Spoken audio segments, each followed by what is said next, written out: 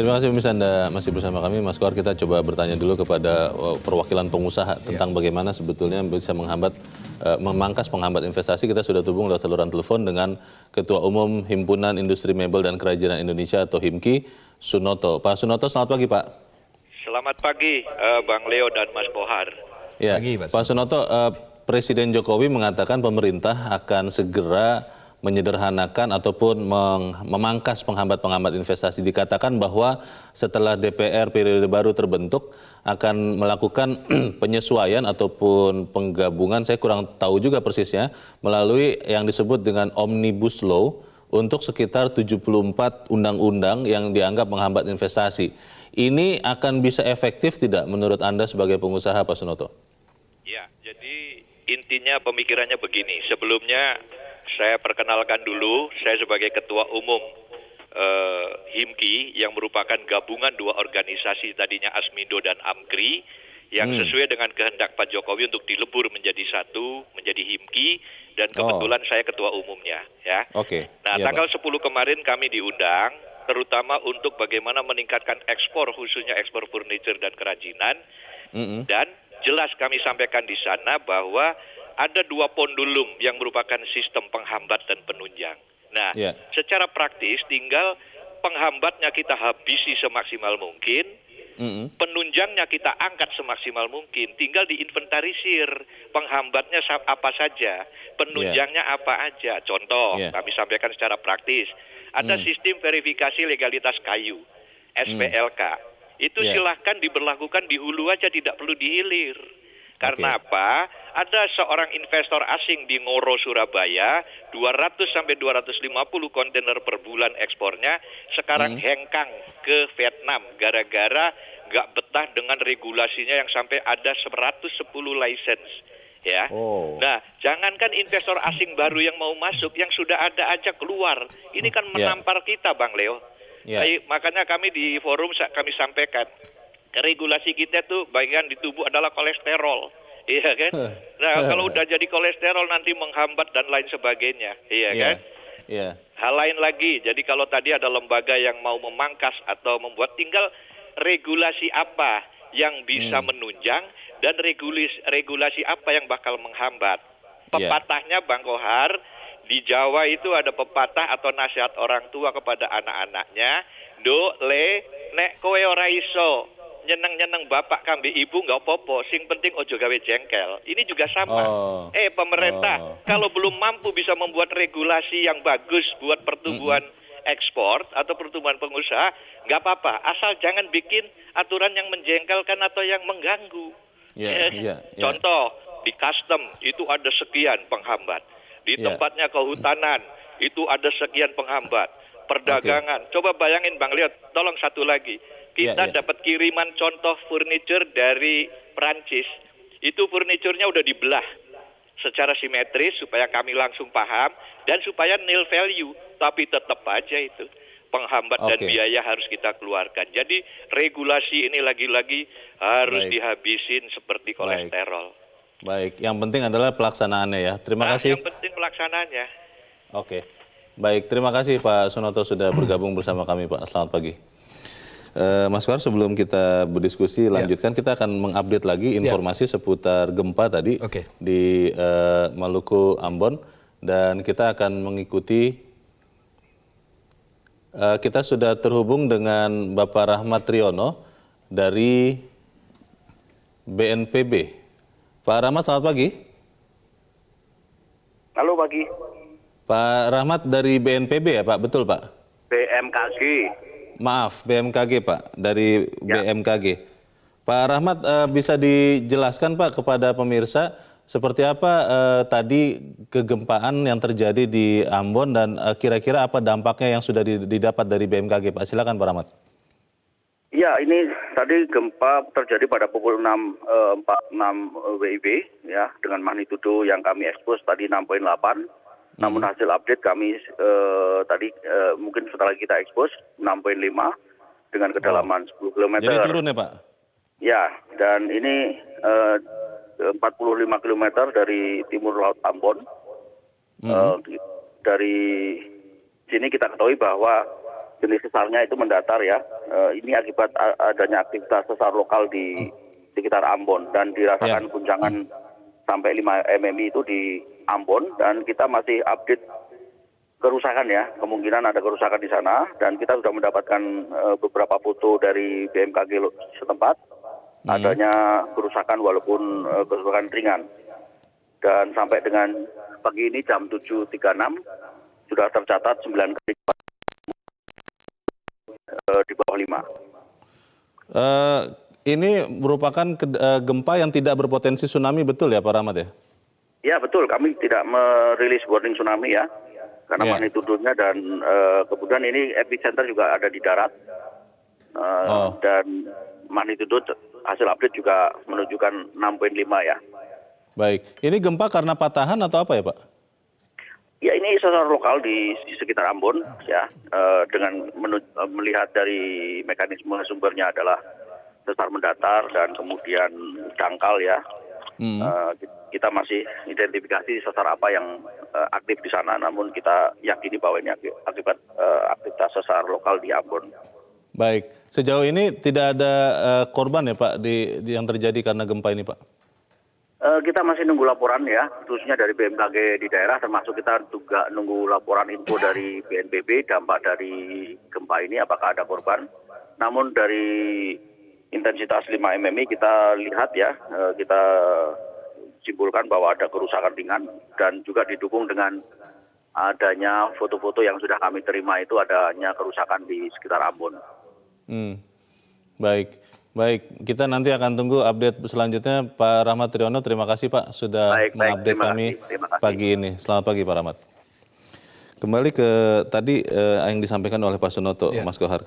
Kalau pengusaha itu pasti selalu ingin mencari kemudahan, dan kemudahan itu sebetulnya juga seperti tadi kata Pak Sunoto di dalam pepatah, kalau memang belum bisa memberikan yang paling baik, ya sudah tidak usah menyusahkan begitu loh.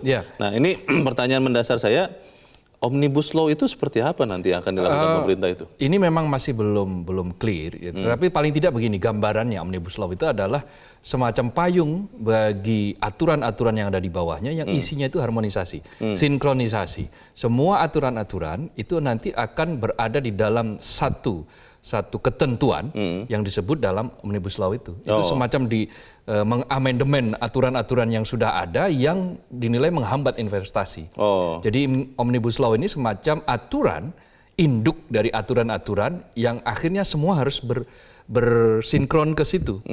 Jadi ketika ada yang aturan tidak sesuai, misalnya aturannya adalah memberikan kemudahan, tetapi faktanya yang terjadi di lapangan belum juga memberikan kemudahan, maka dengan Omnibus Law ini akan bisa disinkronkan, bisa selesai. Bahkan jaminannya kata Menko Perekonomian Darmin Nasution, ketika nanti Omnibus Law ini sudah selesai, maka mengurus perizinan itu bisa dalam tempo 30 menit katanya. 30 menit? 30 menit. Masa itu submit untuk awal ya paling tidak. Dokumen-dokumen itu semua sudah akhirnya nanti sinkron. Kembali lagi pertanyaannya nanti kepada orang yang melakukan, kita akan bahas di bagian berikut. Mas Kohar dan Musa tetap bersama kami, Editorial Media Indonesia segera kembali.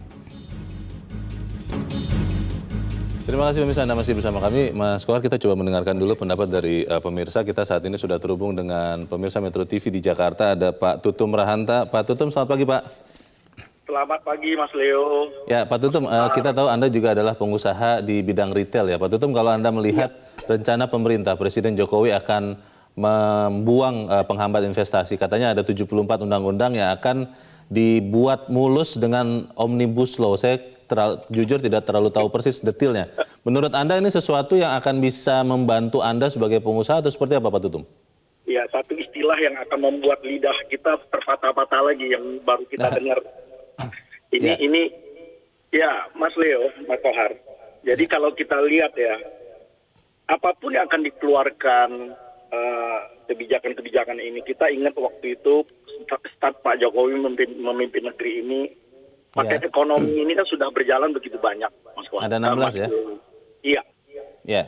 Coba kalau kita review satu persatu, berapa persen yang berjalan efektif? Itu aja sedikit sudah sangat. Iya. Nah, belum lagi ditambah kita lihat bukan hanya membuat kebijakan yang baru yang sebetulnya efektif, sebetulnya banyak kebijakan-kebijakan yang dilahirkan membunuh industri dalam negeri sendiri. Saya kira itu yang paling kita takutkan. Oh. Jadi jangan kita mengharapkan investasi dari luar. Kita yang di dalam negeri aja seperti ketakutan melihat aturan-aturan yang ada. Aturan ini bisa keluar seperti itu karena apa ya Pak? Apa karena pemerintah atau pembuat kebijakan peraturan itu kurang bicara dengan Anda dan teman-teman pengusaha atau seperti apa Pak Tutum? Bukan. Kalau kita ada satu peraturan keluar untuk menganulir peraturan yang lama, harusnya peraturan lama dicabut dong. Tidak Betul. efektif. Iya. Harusnya begitu kan secara logika. Kenyataannya? Ini tidak. Peraturan baru harus dijalankan, peraturan lama dia tidak hapus. Oh, Menjadi Anda abu-abu seperti lagi. itu ya? Waduh. Jadi bukan hanya kita peritel saja. Saya kira hampir semua pelaku usaha di Republik ini terkena gitu. Baik. Pak Tutum, waktu kita tidak banyak. Kalau begitu apa Pak pesan Bapak kepada pemerintah Pak? Ini kan sudah ada niat yang baik. Bagaimana supaya eksekusinya Saya juga kira berjalan memang- dengan baik Pak Tutum? Saya kira memang Pak Jokowi ini sudah mengumumkan, saya kira soal sumber daya manusia ya yang harus dibereskan ya. Oh, oke. Saya kira ada aturan dan tidak ada aturan. Sumber daya manusia bagus, mereka inilah yang mengontrol aturan itu. Baik. Jadi kalau Manusianya sumber ya. daya manusia jelek, mengada-ada aja soal peraturan itu, kita juga bingung sendiri terhadap aturan yang ada. Saya kira Oke. manusianya dulu harus dibereskan cepet-cepetnya. Baik. Terima kasih Pak Tutum Rahanta di Jakarta. Di belakang Pak Tutum ada Pak Nugroho di Jakarta. Pak Nugroho, selamat pagi Pak. Selamat pagi Bung Kohar, selamat pagi Bung Leonard. Selamat pagi Pak Di Nugroho. era Silakan Pak. global kapitalistik yang pasca perang dingin ini, konkurensi atau persaingan tidak bisa dihindari. Hmm. Oleh karena itu investasi Indonesia ini harus memperhatikan dua hal. Satu, aman untuk kehidupan bangsa seperti yang dikatakan Pak Tutum tadi. Mm-mm. Dua, harus menarik. Nah, Harus menarik. peraturan kita ini bukan cuma tumbang tindih seperti yang dikatakan Pak Tutum. Tetapi peraturan kita ini belum mengikuti selera yang menarik untuk luar dan tidak memberi nafas yang segar buat orang dalam. Ini yang harus diperhatikan. Oke. Baik, terima kasih Pak Nugroho di Jakarta. Selamat pagi Pak. Di belakang Pak Nugroho ada Pak Bambang Saptono di Surakarta, Jawa Tengah. Pak Bambang, selamat pagi Pak. Ya, selamat pagi Metro TV dan selamat pagi Indonesia. Silakan Pak Bambang. Memangkas penghambat investasi. Iya. Sebagai ilustrasinya yang menarik adalah seperti yang disampaikan oleh Presiden Jokowi bahwa 2 bulan yang lalu ada 33 perusahaan yang memindahkan investasinya dari Tiongkok. Namun tidak satupun yang singgah di Indonesia. Malah Iya. ke negara tetangga seperti Malaysia, Vietnam, Kamboja, dan Thailand. Iya. Dan seandainya pun ada perusahaan dari Tiongkok yang berinvestasi di Indonesia, itu nanti pasti dinyinyirin oleh kelompok sebelah juga. Ini aneh sekali, itu catatan pertama. Kemudian, faktor penghambat investasi antara lain perizinan yang berbelit di daerah, kabupaten, provinsi. Dan disinilah Mas, birokrasi atau birokrat yang masih bermental buruk, yang berprinsip, kalau bisa diperlama, kenapa harus dipercepat? Kalau bisa dipersulit, kenapa harus dipermudah? Kalau bisa membayar, kenapa harus gratis? Nah, ini juga harus yang benar-benar direvolusi. Kemudian, Mas, faktor penghambat lain adalah maraknya demo massal, demo berjilid terkait dengan buruh maupun demo yang ditunggangi kepentingan politik seperti akhir-akhir ini. Nah, kemudian, Mas, sebagai ramah investasi, ini justru saya tertarik ketika yang dilakukan oleh Pak Jokowi sewaktu menjadi wali kota Solo belasan tahun yang lalu. Beliau melakukan perizinan satu atap. Lah, roh inilah apabila dikembangkan, ini sebenarnya luar biasa. Ini akan menjadi kita itu sebagai negara yang benar-benar ramah investasi. Solusinya saya sependapat bahwa menjadi negara ramah berinvestasi, yaitu kita benar-benar untuk memangkas aturan-aturan atau undang-undang di Perda maupun di peraturan pemerintah yang tadi dikatakan ada 74 undang-undang. Oke. Terima kasih Pak Bambang Saptono di Surakarta, Jawa Tengah. Selamat pagi Pak. Kita akan bahas pendapat para pemirsa selepas jeda. Mas Kohar dan pemirsa tetap bersama kami. Editorial Media Indonesia segera kembali. Terima kasih pemirsa Anda masih bersama kami. Kita di bagian akhir dari diskusi kita pagi ini. Mas Kohar, kalau secara umum saya melihat gambaran dari sekian penelpon kita, mereka mengatakan yang paling penting adalah manusia yang mengerjakan pembaharuan. Peraturan begitu banyak bisa dilakukan, sistem yang penting adalah manusianya. Bagaimana Mas Kohar? Yang harus dominan justru mestinya sistemnya. Harusnya. Iya, karena manusia itu kan bisa setiap saat berganti. Nanti kalau manusia kita tergantung pada manusia, begitu manusia ini ganti, kita harus mulai lagi dari awal dan tidak akan pernah selesai. Tetapi kalau sistemnya dibuat rapi dan manusia dipaksa untuk mengikuti sistem, maka akan permanen, akan lebih dalam jangka panjang. Itulah yang dilakukan oleh Vietnam. Kenapa kemudian Vietnam itu menarik bagi investasi yang tadi disebutkan dari 33 perusahaan di Tiongkok yang beralih, itu 23 diantaranya itu beralihnya ke Vietnam. Selain karena memang secara geografis lebih dekat atau mungkin kulturnya sama, tetapi memang Vietnam itu juga sudah memberikan karpet merah yang luar biasa. Lebih mudah sekali ya, sangat mudah buat usaha di sana. Dan mereka tidak ada yang menyebut sebagai antek asing, antek aseng dan seterusnya. Xenofobia tidak ada di sana. Tidak ada xenofobia. Mereka betul-betul sepakat bahwa Vietnam harus maju, Vietnam harus mengejar ketertinggalan yang sudah ada selama ini, dan faktanya akhirnya cepat sekali mereka memperbaiki diri.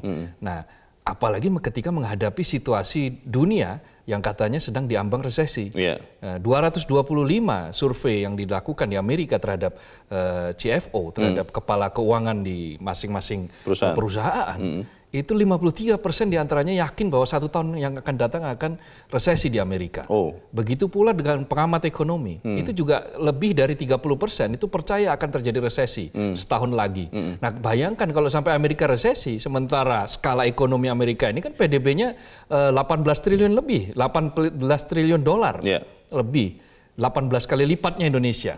Lalu nanti kalau disusul dengan Cina yang juga mulai pasti akan terimbas, mulai turun, tentu saja ini akan terimbas. Nah, diharapkan imbasnya adalah imbas yang positif, seperti Vietnam. Vietnam itu paling banyak menikmati hasil dari perang dagang antara Amerika dan China dengan Tiongkok. Nah, sayangnya kita selalu saja telat dalam mengantisipasi itu. Nah, mudah-mudahan dengan tadi disebut misalnya Omnibus Law itu hambatan-hambatan itu akan terpangkas. Karena Omnibus Law ini didesain berada langsung di bawah kendali kepala negara. Jadi tidak tanggung-tanggung kita bicara orang siapa the man behind the gun, maka yang ada di balik nanti Omnibus Law ini langsung kepala negara, presiden. Sehingga ketika melihat ini tidak sesuai dan ini, maka bisa langsung seketika itu juga dieksekusi. Jadi mudah-mudahan dengan begitu, dengan situasi yang lebih stabil, politik yang juga sudah lebih tertata, jangan diporak-porandakan oleh keinginan-keinginan segelintir orang yang ingin menggagalkan sesuatu misalnya, sehingga akhirnya lain-lain porak-poranda di tengah situasi dunia yang sudah terancam resesi ini. Semoga kita sama-sama bisa membangun bangsa kita ya. Mas Abdul Qahar, terima kasih sudah ada di sini, Mas. Selamat pagi. Selamat pagi, Leo. Pemirsa, ancaman resesi sudah membayangi beberapa negara sebagai dampak dari perlambatan ekonomi global yang terus terjadi. Niat pemerintah untuk fokus menyelesaikan persoalan ini harus kita dukung dan kita kawal agar Indonesia mampu menghadapi ancaman resesi ini. Kalau bukan kita yang memikirkan bangsa kita, siapa lagi? Saya Leonard Samosir, terima kasih Anda sudah menyaksikan. Selamat pagi.